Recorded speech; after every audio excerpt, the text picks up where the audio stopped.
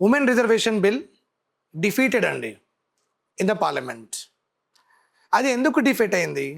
అది నిజంగా డిఫీట్ అవ్వడానికి కారణం కాంగ్రెస్ గవర్నమెంట్ ఆర్ అపోజిషన్ పార్టీసా?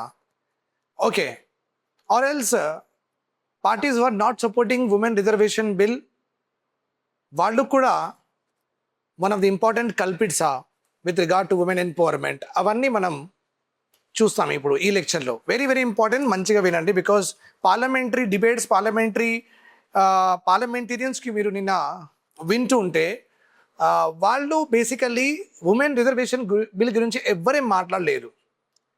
ఓకే, వాళ్ళకి మీరు చూడండి పార్లమెంట్లో they did not talk about basically opposition. Okay, వాళ్ళు అపోజిషన్లో ఉన్న parliamentarians basically they talked about delimitation గురించి వాళ్ళు మాట్లాడేందుకు వెళ్ళిపోయారు. అపోజిషన్ తరఫు నుంచి చూస్తే అది ఒక డీలిమిటేషన్ బిల్ డిఫీట్ అయినట్టుగా ఉంది. డీలిమిటేషన్ బిల్ లోపల ఉమెన్ రిజర్వేషన్ బిల్ ఉంది కాబట్టి ఆ బిల్ డిఫీట్ అయితే ఈ బిల్ కూడా డిఫీట్ అయింది కాబట్టి మన రూలింగ్ పార్టీ ఏం చెప్తుందంటే ఉమెన్ రిజర్వేషన్కి బిల్కి డిఫీట్ చేశారని చెప్తుంది. సో బేసికలీ ఇక్కడ what is white, what is grey, what is black మనం ఫైండ్ అవుట్ చేయాలి. సో ఈ lecture content with important analysis ఉంది, ప్రాపర్గా చూడండి. So basic current affair, highlight news or breaking news మన దగ్గర ఏముందంటే వెరీ వెరీ ఇంపార్టెంట్.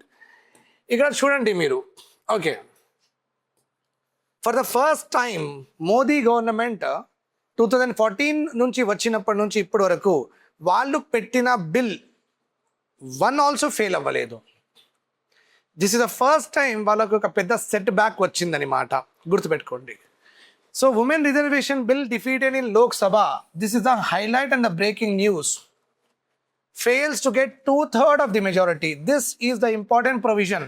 మన కాన్స్టిట్యూషన్కి అమెండ్ చేయడానికి మన కాన్స్టిట్యూషన్లో ఒక ఆర్టికల్ ఉంది. ఆ ఆర్టికల్ పేరు, ఆ ఆర్టికల్ నంబర్ ఆర్టికల్ 368. ఓకే, ఈ article related to this article, ఈ ఆర్టికల్ ఉంది కాబట్టి మనం కాన్స్టిట్యూషన్కి అమెండ్ చేయొచ్చు.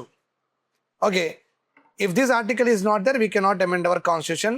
మళ్ళీ ఈ ఆర్టికల్లో ఎంత ప్రాపర్గా మన ఫ్రేమర్స్ ఆఫ్ ది కాన్స్టిట్యూషన్ ఎంత ప్రాపర్గా దీనికి డిఫైన్ చేశారంటే, చిన్న చిన్న టాపిక్స్ ఉంటే ఆర్డినరీ మెజారిటీ అన్నారు. అంటే 50% కంటే ఎక్కువ మంది, 1% కూడా ఎక్కువ ఉంటే బిల్ పాస్ అయిపోతుంది. ఇంపార్టెంట్ విషయాలు ఉంటాయి కదా, ప్రెసిడెంట్ ఎలక్షన్స్ అయినా సరే, ఓకే, జ్యుడిషియరీ అయినా సరే, అక్కడ ఏదైనా అమెండ్మెంట్ బిల్ తీసుకురావడానికి మినిమం 2/3 మెజారిటీ అని వాళ్ళు పెట్టారు. మళ్ళీ స్టేట్స్కి సంబంధించిన ఏదైనా అమెండ్మెంట్ సెంట్రల్ గవర్నమెంట్ చేస్తుంది, స్టేట్కి సంబంధించిన ఏదైనా అమెండ్మెంట్ సెంట్రల్ గవర్నమెంట్ చేస్తుంది, స్టేట్ లిస్ట్లో సెంట్రల్ గవర్నమెంట్ ఏదైనా అమెండ్మెంట్ చేస్తుంది, అప్పుడు మన ఫ్రేమర్స్ ఆఫ్ ద కాన్స్టిట్యూషన్ ఇంకా విజ్డమ్ యూజ్ చేసి ఇంకొక అమెండ్మెంట్ ప్రొసీజర్ ఇచ్చారు. అప్పుడు ఏమన్నారంటే, ఒకవేళ స్టేట్లో state governance, state administration, state elections, okay, state related ఏదైనా అమెండ్మెంట్ రావాలంటే 2/3 మెజారిటీ ప్లస్ 14 స్టేట్స్ ఎస్ చెప్పాలంట ఆ బిల్కి కూడా. 2/3 మెజారిటీ ప్లస్ 14 స్టేట్స్ అంటే 3 types ఆఫ్ మెజారిటీస్ ప్రాపర్గా మన ఆర్టికల్ 368లో మెన్షన్ ఉన్నాయి. ఇప్పుడు simple majority, special majority plus special majority plus 14 states should say okay. ఎందుకంటే సెంట్రల్లో ఒకవేళ ఆర్డినరీ మెజారిటీతో అన్ని అమెండ్ చేస్తూ ఉంటూ పోతే దెన్ వాట్ విల్ హ్యాపెన్? అపోజిషన్కి వాల్యూయే ఉండదు కదా, అంటే వేస్ట్ కదా, అపోజిషన్ ఉండడమే వేస్ట్. ఎందుకంటే ఒక పార్టీ పార్లమెంట్లో ఎట్లా వస్తుంది? మెజారిటీ ఓట్స్ వస్తుంది. ఓకే, 1 సీట్ కూడా ఎక్స్ట్రా ఉంటే ఆ పార్టీ will come to power in our country. 543 seats ఉన్నాయి కదా మన దగ్గర. ఓకే, 543 సీట్స్ ఉన్నాయి. Okay, then almost like 275 seats ఏ పార్టీకైనా వచ్చేసి ఆ పార్టీ గెలుస్తుంది. అంటే 50% ప్లస్ 1 ఎక్కువ పార్లమెంటేరియన్, ఎక్కువ ఎంపీ ఉంటే ఆ పార్టీ పవర్లో వచ్చేస్తుంది అన్నమాట. మళ్ళీ అన్ని అమెండ్మెంట్ ప్రొసీజర్స్ ఆర్డినరీ మెజారిటీలో ఉంటే, అంటే మెజారిటీ సీట్స్ ఉన్న పార్టీకి అన్ని అమెండ్మెంట్స్ వాళ్ళు చేసుకుంటూ పోతే అపోజిషన్ ఎందుకు? అపోజిషన్ రోల్ ఎట్లా వచ్చింది ఇక్కడ? 2/3 మెజారిటీ అట్లా పెడితే అపోజిషన్ రోల్ వచ్చింది. స్టేట్ గవర్నమెంట్స్ ఎస్ చెప్పాలి, ఆ ప్రొసీజర్ ఎందుకు వచ్చింది? ఎందుకంటే కాన్స్టిట్యూషన్లో అది రాసి ఉంది కాబట్టి. సో స్టేట్కి కూడా ఒక ఇంపార్టెన్స్ ప్రిఫరెన్స్ ఇచ్చారు with regard to parliament decision making. అపోజిషన్కి కూడా ఒక ఇంపార్టెంట్ రోల్ ఇచ్చారు with regard to special majority. లేకపోతే అన్ని సింపుల్ మెజారిటీతో మనం పాస్ చేస్తూ ఉంటే అక్కడ పొజిషన్ ఉండడమే వేస్ట్. ఒక కమ్యూనిస్ట్ గవర్నమెంట్ లాగా మన చైనా లాగా నడిపిస్తే లేకపోతే యుఎస్ఏ లాగా నడిపిస్తే సరిపోతుంది. Right or wrong? So that's is what our article 368 says. So నేను మీకు డీటెయిల్గా చెప్పిన what is article 368. So you can see that Amit Shah, okay, he is standing here and standing talking about what the bill గురించి మాట్లాడుతున్నారు. ప్రాపర్గా heading ఏముంది ఇక్కడ? This is the first time in 12 years that a constitutional amendment bill introduced by the Modi government has defeated. First time in 12 years. Okay, ఒక constitution bill Modiji తీసుకొచ్చిండ్రు, ఆ constitution amendment bill defeat అయింది అని, అది కూడా important aspect అనమాట. Okay, so let us see important areas of the discussion. Fine. So women reservation bill, the bill నిన్న పెట్టిన బిల్కి వీళ్ళు డీలిమిటేషన్ బిల్ లేకపోతే ఉమెన్ రిజర్వేషన్ బిల్ కూడా అట్లా చెప్పట్లేదు. అట్లా చెప్తే మళ్ళీ ఎట్లా రాయడం కష్టమవుతుంది. ఉమెన్ రిజర్వేషన్ బిల్ చెప్పి డీలిమిటేషన్ బిల్ పాస్ చేయలేరు, డీలిమిటేషన్ బిల్ చెప్పి ఉమెన్ రిజర్వేషన్ బిల్ పాస్ చేయలేరు. సో వీళ్ళు పేరే ఇవ్వలేదు బిల్కి, డైరెక్ట్గా ఏమన్నారంటే 131st కాన్స్టిట్యూషన్ అమెండ్మెంట్ బిల్ అని పెట్టేసారు పేరు. అంటే అది దేని గురించి ఉంది ఎవరికి తెలియదు. కొంతమంది ఏమంటారు డీలిమిటేషన్ ఉంది, కొంతమంది ఏమంటున్నారు ఉమెన్ రిజర్వేషన్ ఉంది, కానీ రెండు పేర్లే మెన్షన్ చేయలేదు. కానీ ఈ బిల్లో రెండు ఉన్నాయి, అది కూడా ఇంపార్టెంట్. ఈ బిల్లో రెండు ఉన్నాయి. సో వాళ్ళు కూడా ప్రాపర్, ఓకే, వాళ్ళకు కూడా సూపర్ బ్రెయిన్స్ యూజ్ చేసి ఈ బిల్కి పేరు పెట్టకుండా 131st కాన్స్టిట్యూషన్ అమెండ్మెంట్ బిల్ మేము ఉంది అందరికీ పెడుతున్నామని చెప్పారు. చెప్తే చూస్తే ఆపోజిషన్ వాళ్ళు చూస్తే డీలిమిటేషన్ ఉంది, వీళ్ళు చూస్తే ఉమెన్ రిజర్వేషన్ ఉంది. అరే దేనికి అపోజ్ చేయాలి, దేనికి ఎస్ చెప్పాలి వాళ్ళకి కూడా అర్థం అవ్వట్లేదు. సో వాళ్ళకు ఉమెన్ రిజర్వేషన్ కంటే డీలిమిటేషన్ ఇంపార్టెంట్, ఎందుకంటే మొత్తం ఇండియాకి సంబంధించి ఉంది కదా. అది ఎలాగైనా 2023లో పాస్ అయింది ఉమెన్ రిజర్వేషన్ బిల్. సరే డీలిమిటేషన్ బిల్ ప్రాపర్గా చేయట్లేదు, దీనికి డిఫీట్ చేద్దామని వీళ్ళు దీనికి డిఫీట్ చేసిండ్రు, అది కూడా ఆటోమేటికలీ డిఫీట్ అయిపోయింది. సో పేరులోనే మన తెలంగాణ అండ్ ఆంధ్ర సపరేషన్ ఉన్నప్పుడు కూడా, okay, 1956 November 1 okay 14 safe guards ఇచ్చారు మనకు ఆంధ్ర లీడర్స్. ఓకే, 14 సేఫ్ గార్డ్స్లో ఏమన్నారంటే, okay, Telangana and Andhra bill పెడతా అన్నారు పార్లమెంట్లో.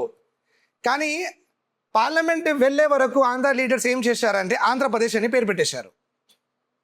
ఓకే, అరే మనం అందరు తెలుగు వాళ్ళం కదా, తెలంగాణ ఆంధ్ర రీఆర్గనైజేషన్ బిల్ ఎందుకు పెట్టాలి, అలా మంచి ఉండదు కదా అని ఇక్కడ ఎస్ చెప్పారు. Telangana and Andhra reorganisation bill ఉంటే తెలంగాణకి ఒక ఐడెంటిటీ ఉంటుంది కదా. ఓకే, సో ఆ ఐడెంటిటీ మొత్తం అబ్జర్వ్ చేయడానికి వీళ్ళు ఏం చేశారంటే ఇప్పుడు ఎస్ చెప్పారు.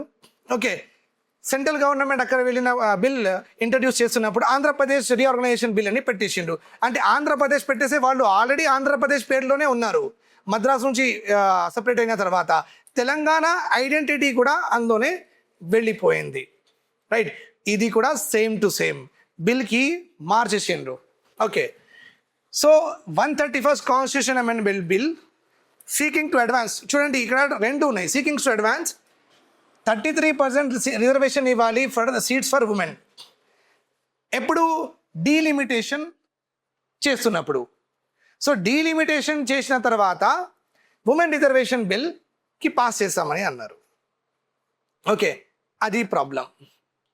528 members present ఉన్నారు లోక్సభలో, 298 voted in the favor of the bill, 230 opposed it. Okay, so basically 360 అలా వస్తే 360 ఎంపీస్ ఎస్ చెప్తే మినిమం 2/3 మెజారిటీ ఉంటుంది. అది 360 members ఎస్ చెప్పలేదు. ఓకే, 298 members ఎస్ చెప్పారు, అందుకే ఈ బిల్ డిఫీట్ అయిపోయింది. Constitution amendment bill got defeated. Remember this point. So ఇక్కడ చూడండి, మీరు స్పెషల్ సెషన్ కండక్ట్ చేశారు మన BJP government 14 April to 18 April special session. ఈ స్పెషల్ సెషన్లో అసలు ఇది ఎక్స్టెండెడ్ బడ్జెట్ సెషన్ అని అంటారు. బేసికలీ ఇలాంటి సెషన్స్ అప్పుడప్పుడు, ఓకే, వెరీ రేర్ సిచ్యువేషన్లో జనరలీ కాల్ చేస్తారు. ఇది ఒక స్పెషల్ సెషన్. ఎప్పుడో ఏప్రిల్లో మనకు పార్లమెంట్ నడవదు, స్పెషల్గా పిలిచారు, అందరు రండి ఉమెన్ రిజర్వేషన్ బిల్ గురించి మాట్లాడదామని చెప్పారు. సో అపోజిషన్ ఏం చెప్పింది క్లియర్గా చూడండి. అపోజిషన్ అక్యూజ్ చేసింది గవర్నమెంట్కి దట్ మీరు ఉమెన్ రిజర్వేషన్ బిల్కి యూజ్ చేస్తున్నారు to push for what, delimitation బిల్కి పుష్ చేయడానికి మీరు ఉమెన్ రిజర్వేషన్ బిల్కి పుష్ చేస్తున్నారు. అంటే 2 క్లబ్ చేసి మీరు ఈ బిల్ పెడుతున్నారు కాబట్టి మేము దీనికి డీలిమిటేషన్ బిల్కి డిఫీట్ చేస్తున్నామని వాళ్ళు చెప్పారు. క్లియర్? సో ఇంకా ప్రాపర్గా రాహుల్ గాంధీ ఏమన్నారంటే the government is using an unconstitutional trick in the name of women to break the constitution. Getting my point here? So properga this is what is the scenario at this point of time. Right, now we will see a little bit about what is a delimitation ante enti chuddam. ఒకవేళ delimitation అయితే ఏం జరుగుతుంది, delimitation అవ్వలేదంటే ఏం జరుగుతుంది, అది కూడా మనం చూసుకోవాలి. ఎందుకంటే మనకు నెక్స్ట్ అవన్నీ ఇంపార్టెంట్ ఉంటాయి. This all will become important to us. That is the reason. Okay, so as I have told you that the central government ఏం చెప్పిందంటే 131st అమెండ్మెంట్ బిల్ మేము పెట్టాలనుకుంటున్నాం. సో ఆల్ పార్లమెంటేరియన్స్ మీరు ప్లీజ్ ఒక special session conduct చేస్తున్నాం April 16 నుంచి 18 వరకు. So అందరు రండి అని చెప్పారు. ఓకే, మళ్ళీ ఏమన్నారంటే మనకు డీలిమిటేషన్ ప్రాసెస్కి రిన్యూ చేయాలి. డీలిమిటేషన్ ఒక రాంగ్ ప్రాసెస్ కాదండి, అది మనం ఎప్పటి నుంచి చేస్తూ ఉంటున్నాం. That's not a very wrong thing. చేస్తూ ఉండాలి. ఎందుకంటే ఇప్పుడు చూడండి, 10 lakhsకి ఒక పార్లమెంటరీ సీట్ ఇస్తున్నాం మనం, ఒక కాన్స్టిట్యుయెన్సీ. లెట్ సపోజ్ నేను అశోక్ నగర్లో ఉన్నా. ఇప్పుడు Ashok Nagar, Ahmed Nagar, our lower tank bund, అది కవాడి కూడా చేసుకోండి, అండ్ ముషిరాబాద్ తీసుకోండి, బన్సిలాల్పేట్ తీసుకోండి, ఇవన్నీ కలిపి ఒక కాన్స్టిట్యుయెన్సీ అనుకోండి. ఈ కాన్స్టిట్యుయెన్సీలో 10 lakhs మెంబర్, ఒకవేళ 10 lakhs మెంబర్ ఎంతవరకు ఉన్న అంటే 10 lakh ఓటర్ రిజిస్టర్ ఎంతవరకు రిజిస్టర్ అవుతారో ఆ మొత్తం ఏరియాకి ఒక కాన్స్టిట్యుయెన్సీ అని అంటారు. Clear my point? సో ఒక కాన్స్టిట్యుయెన్సీ 10 lakhsకి 1 MP సీట్స్ కేటాయిస్తున్నాం మనం. సపోజ్ ఒక 20 years తర్వాత అదే కాన్స్టిట్యుయెన్సీలో 20 lakhs పీపుల్ వస్తారు.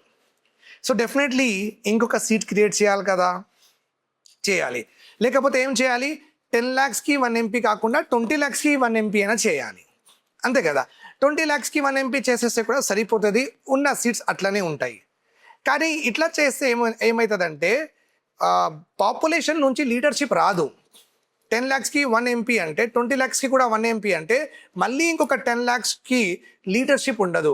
అదే 10 lakhsకి 1 MP అదే కాన్స్టిట్యున్సీలో ఇంకా 10 lakhs పాపులేషన్ ఇంక్రీజ్ అయితే ఆ 10 lakhs నుంచి ఇంకొక 2-3 నిలబడతారు. ఆ 2-3 మన ఫ్యూచర్ లీడర్స్ అవుతారు. ఓకే, మన కంట్రీకి నడిపించడానికి వాళ్ళు కూడా అవసరం. కాబట్టి ఎప్పుడైనా డీలిమిటేషన్లో ఏమవుతుందని సీట్స్ పెరుగుతారు. ఎందుకు దే విల్ ఇంక్రీజ్? బికాస్ కింద నుంచి లీడర్షిప్ రావాలి. మన ఫ్యూచర్, మన ఇండియాస్ ఫ్యూచర్కి మనకు లీడర్స్ కావాలని మాట. ఓకే, సో డీలిమిటేషన్ ఒక గుడ్ ఎక్సర్సైజ్. ఓకే, ఇంకా డీలిమిటేషన్ ఒక లాంగ్ పెండింగ్ అంది. 1971లో మనం ఒక సెన్సెస్ చేసినాం. ఆ సెన్సెస్ ప్రకారం మనకు ఇప్పుడు ఉన్న 543 సీట్స్ ఇప్పుడు ఉన్న పాపులేషన్ ప్రకారం కేటాయించడం జరిగింది. 1971లో ఉన్న పాపులేషన్ ప్రకారం ఇప్పుడున్న సీట్స్ ఫిక్స్ అయినాయి. తర్వాత 1981 సెన్సెస్ వచ్చింది, 1991 సెన్సెస్ వచ్చింది, 2001 సెన్సెస్ వచ్చింది, 2011 సెన్సెస్ వచ్చింది. అన్ని సెన్సెస్ వచ్చిన తర్వాత కూడా ఈ డీలిమిటేషన్ ఎక్సర్సైజ్ చేయలేదు. కాన్స్టిట్యుయెన్సీస్ ఇంకా ఇంక్రీజ్ చేయలేదు, దో పాపులేషన్ ఇంక్రీజ్ అయింది. సో ఏదో ఒక రోజు మనం చేయాలి. లాంగ్ పెండింగ్గా ఉంది కాబట్టి ఈ బిల్ ఇంపార్టెంట్ డీలిమిటేషన్. కానీ వీళ్ళు ఎట్లా చేస్తున్నారంటే రాంగ్ చేస్తున్నారని అపోజిషన్ చెప్తుంది. Okay, what delimitation means? Very very important. Delimitation is a process through which electoral constituencies boundaries are redrawn to reflect changes in the population.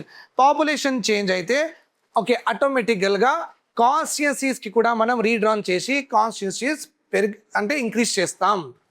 Its core aim is to ensure that each elected representative speaks for roughly equal number of people. Okay, ఇది కూడా కరెక్టే. గోవాలో ఒక constituency 40,000 member ఉంటే 1 MP అంట.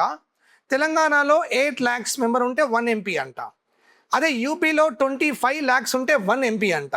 అంటే వేరే వేరే స్టేట్స్ పాపులేషన్ బట్టి మనం ఎంపీస్ కేటాయిస్తూ ఉంటే ఏమవుతుందంటే పాపులేషన్ మిస్రీప్రజెంటేషన్ అవుతుంది. ఒక స్టేట్లో తక్కువ పాపులేషన్కి ఒక MP సీట్, ఇంకొక స్టేట్లో ఎక్కువ పాపులేషన్కి సేమ్ MP సీట్ అట్లా వస్తుందని. కాబట్టి యూనిఫామ్గా ఉండాలి. ఓకే, యూనిఫామ్గా ఉండాలి అక్రాస్ ద కంట్రీ. ఒక సెట్ ఆఫ్ పాపులేషన్ అంటే 5 lakhsకి 1 MP అంటే మొత్తం ఇండియాలో అట్లానే ఉండాలి. The basic aim is that. Okay, the guiding principal behind delimitation ఏముందంటే 1 person Okay, 1 vote and 1 value. Very true.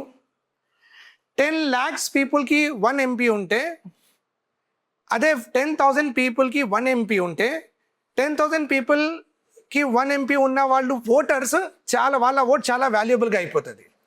అదే 10 lakhs మెంబర్స్కి 1 MP ఉంటే వీళ్ళ ఓటర్ వాల్యూ చాలా తక్కువ అయిపోతుంది. Okay, so this is a mathematical calculation. కొంచెం మీ మైండ్ పెట్టి ఆలోచించండి, మీకు ఈజీగా అర్థమైపోతుంది. ఓకే, సో బేసిక్ ఏమ్ is what 1 person 1 vote 1 value ఉండాలి, డిఫరెంట్ వాల్యూస్ ఉండద్దు. Which means each constituency is designed to represent roughly the same number of people that every vote carries equal weight. Okay, very true. Every constituency population బట్టి ఎట్లా decide చేయాలంటే, గోల్కొండ కాన్స్టిట్యున్సీలో నేను vote చేస్తే నాకు same value ఉండాలి, చార్మినార్ కాన్స్టిట్యున్సీలో నేను ఓట్ చేస్తే సేమ్ ఉండాలి, మల్కాజ్గిరి అంటే సేమ్ ఉండాలి. మల్కాజ్గిరిలో 5 lakhs పాపులేషన్ ఉంది, ఓకే 1 MP సీట్, వెరాజ్ చార్మినార్లో 10 lakhs పాపులేషన్ ఉంది, 1 MP సీట్. అట్లా అంటే నా వాల్యూకు తక్కువ, నా ఓట్కి తక్కువ వాల్యూ, వాళ్ళ ఓట్కి ఎక్కువ వాల్యూ లాగా కనిపిస్తుంది. ఓకే, సో ఎవ్రీ ఓట్కి ఈక్వల్ వెయిట్ ఉండాలంటే ఎవ్రీ కాన్స్టిట్యూన్సీలో సేమ్ పాపులేషన్ ఉండాలి, సేమ్ పాపులేషన్కి సేమ్ ఓటర్స్ కూడా ఉండాలి. Then every vote will become what equal, right? So I hope this is all clear to you. I'll bring up more important current affairs and breaking news which are important for the examination. I hope this is clear to you. Do join Abhyas IAS Academy for UPSC 2026 to 2027 batch.